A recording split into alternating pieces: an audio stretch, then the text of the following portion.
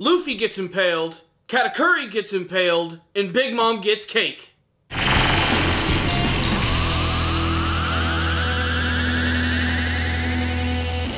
For goodness sake, Big Mom can finally eat some cake. It's been a long time coming, and it's been a long time coming for this review, as I'm going to be reviewing 2 chapters of One Piece for you guys. The good thing is both of these chapters together really do complement one another, as we get to see Luffy get completely beaten down by Katakuri, and then in the following chapter, he stands up, ready to fight, as they prepare to go in what I'm guessing is going to be the final portion of their battle, which so far has just been so bloody and spectacular, and I cannot wait to see more.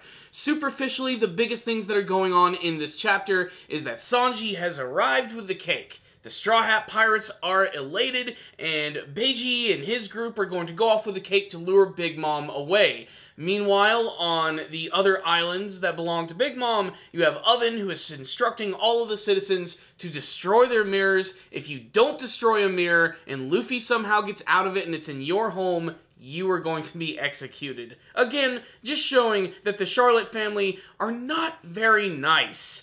Then we have Luffy versus Katakuri. This is where things really start to get interesting, because at the end of that first chapter that I'm reviewing, Luffy just gets beaten beyond belief. He gets completely impaled by Katakuri's trident. This is one of the biggest injuries that Luffy has ever sustained in the series. Ironically, it would not be the first time that he was impaled by a very sharp and deadly weapon. I mean, if anybody remembers when he fought against Crocodile, it wasn't exactly something that you could just put a band-aid over. So honestly, I'm sure that Luffy is going to be just fine, and of course you realize that in the following chapter, where things just start to get really insane. You get to see that Katakuri himself, despite the fact that he is a villainous character, actually does seem to have a small amount of pride. He just displays it in a really douchey manner. He actually sees that he's disappointed by Luffy's potential. He wanted to see so much more, and then his sister Flambe is completely interrupting constantly with her stupid silent freaking like thing she shoots with the...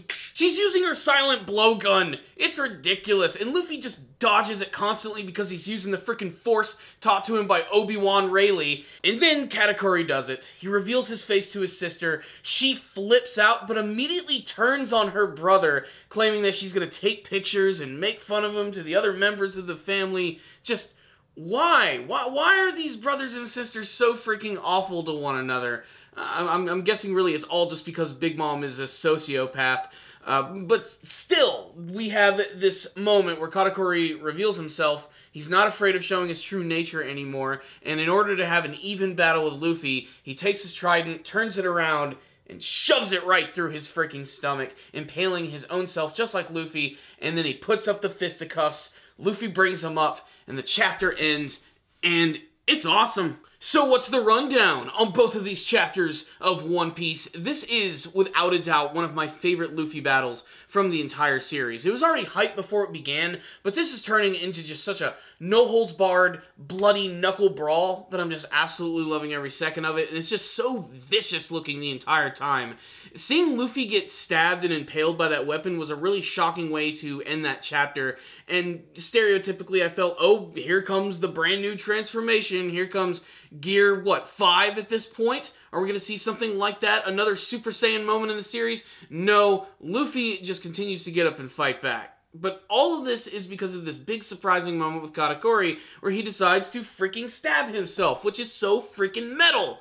I absolutely love it. It shows this like form of chivalry that he's never actually shown before. The monster on the outside actually does have some code. That's pretty freaking awesome. I love that. He's displaying a great sense of honor here. But really, though, the best things about these chapters is just the sense of relief that finally Sanji has returned, that stupid cake is done, and we can finally move on. The problem is Big Mom's a giant, big, great ball of fire, just destroying absolutely everything in her path. It's made even worse by the fact that Smoothie and Hair Group are actually going after the Straw Hat Pirates. Yes, because we needed more new characters in this arc. They actually introduced them in this one. They are characters we've actually seen in the background before, but just more of the daughters of Big Mom. Right directly under Smoothie is Citron and Cinnamon, who look completely ridiculous in very weird ways, especially the one chick with the giant Does she even have a neck? Does her head just fuse right into her shoulders? It's One Piece. We're used to seeing these ridiculous, disproportionate deformities. It's just kind of a normal thing for the series. But just like Smoothie, they're from the long leg tribe. So, you know, they got legs, they know how to use them. They're probably going to bring some pain to the Straw Hat Pirates. And they've been building up Smoothie just as much almost as like Katakuri. She's existed a lot longer, didn't have as much as an ominous presence, but she just keeps getting brought up in conversation to the point where I have a feeling she's going to be really important and might even be one of the linchpins for the very end of this arc for Big Mom and her crew. But really, this entire chapter, both of them are going to be remembered for Luffy getting stabbed, and then Katakuri doing the same thing to himself in the very next chapter, and it was handled in such a great way. I really don't give a crap about the flambe stuff, though. Like, maybe it's just because there are so many characters in this arc, and it's just character overload, and I don't care about this one, which is this sister character who is some sort of, like, weird parody of this type of genre that you see in anime all the time. Just, no, not a fan of flambe right here. What I will say is I did like both of these chapters quite a bit, especially for the amazing artwork. The reunion with Sanji and Nami was also handled really well. I love that Sanji was really happy to see that Nami was crying for him. It was a nice tender moment between the characters, and if this were any other show, Nami would have probably just smacked Sanji on the spot, but no, she allowed him to be pervy for a second, and that really just shows how deep their friendship truly is, and as well as for the other Straw Hat members. They also hold back on telling him what actually happened to Pedro, because I guess right now in the heat of the moment, that's probably not the best thing to do. It might actually throw off his game. Really, they just need to focus on getting right the hell out of Dodge. Honestly, I'm pumped to see how this entire arc is going to come to an end. This has been a really long finale,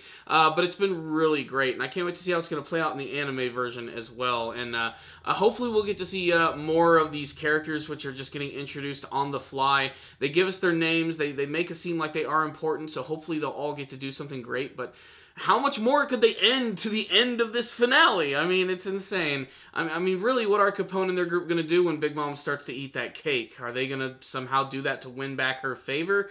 What's going down here? There's going to be so many more surprises for the end of this arc.